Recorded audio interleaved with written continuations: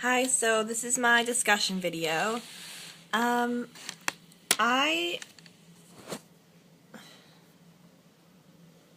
Hi, this is my discussion video. Um, I describe the monologue including your character, environment, and context of the situation. So, the monologue is all about a girl who has gone through some really hard times at home. She has a mother who is addicted to alcohol and basically just doesn't have a life because her mom needs her at home 24/7, making sure that she's okay, almost that she won't commit suicide or do anything to harm herself. The girl's in a really difficult position because she loves her mom, but at the same time she wants to have a life and freedom.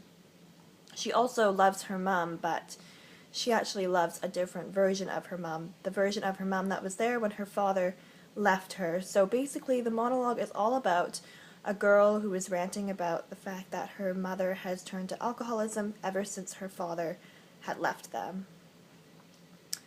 To describe my preparation, my warm-up included some semi-supine, some monkey, which really helped heighten my awareness, which was really effective in the monologue process. I was able to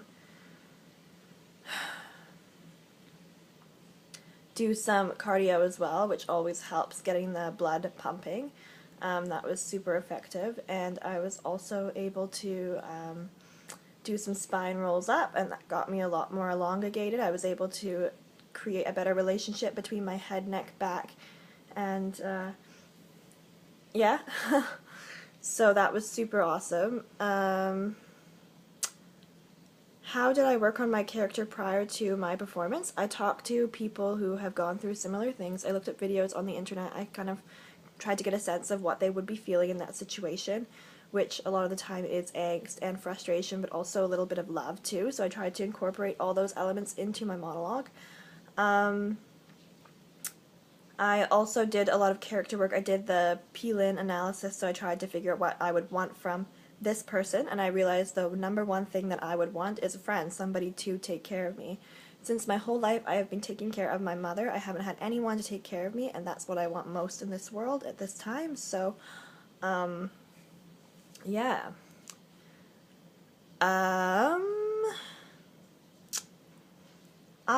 I tried to make my character seem a little bit younger, so at times I tried to make her voice go higher and using higher registers, but for the most part I tried to make her come across as outspoken and brash and just at first a little shy and insecure, but really a very strong person underneath. And I think if you read the monologue, that's what it really is. It's somebody who really does have the potential of being something really strong and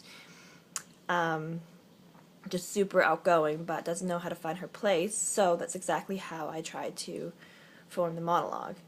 I as far as physical, I tried to start off as very reserved and just sort of sheltered to myself, internal, but at the same time still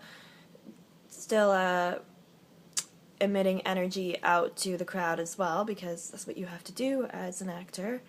I tried to make sure that I was able to convey someone who was constantly emitting out to the crowd, almost, but also bringing it back to the person I was speaking to as well. I tried to start off as very reserved, and then later on in the monologue, I was able to open up and express more of myself to the person I was speaking to. Were you able to express what you intended with these choices? Yes, I think I was able to express what I intended with these choices. For example, in the beginning I did start out as reserved and more to myself, and that was conveyed mostly through my body language. But that being said, I was also able to make sure that I kept my spine straight and my back and my head and my neck relationship all right. So that way I was able to still maintain a good posture and still be able to have a good voice that was going to reach the back of the stadium. So, yeah, I think that did work. Another example would probably be my voice. At some parts where she got angry, I did try and get up to the higher register.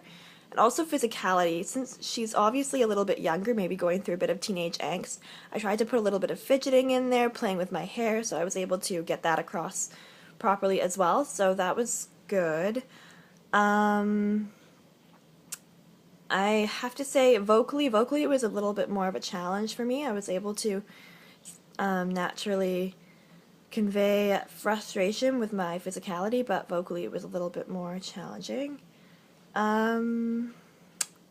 Provide 3 examples. Oh, describe 3 personal habits. Yeah, so like we were talking about at the very beginning, I did notice that I started off with not taking a lot of space, so I tried to stay very condensed into myself in the beginning, and I think that's definitely a habit of what I do in everyday life as well. I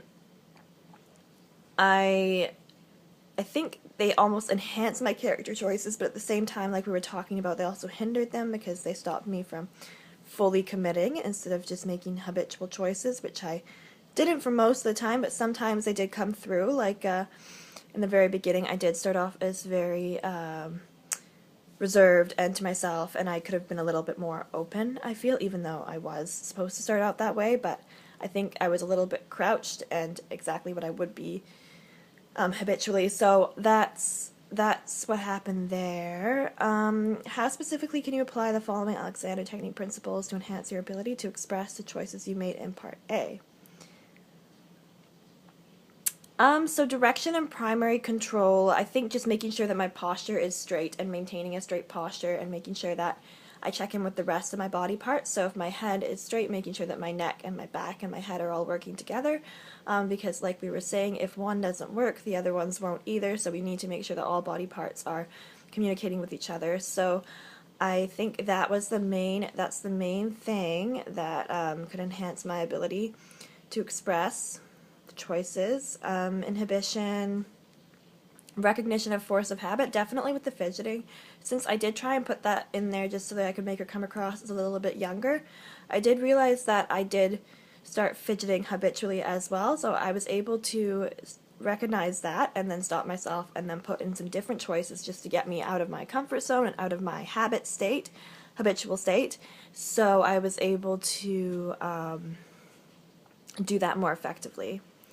Yeah, so that was my monologue. Cool.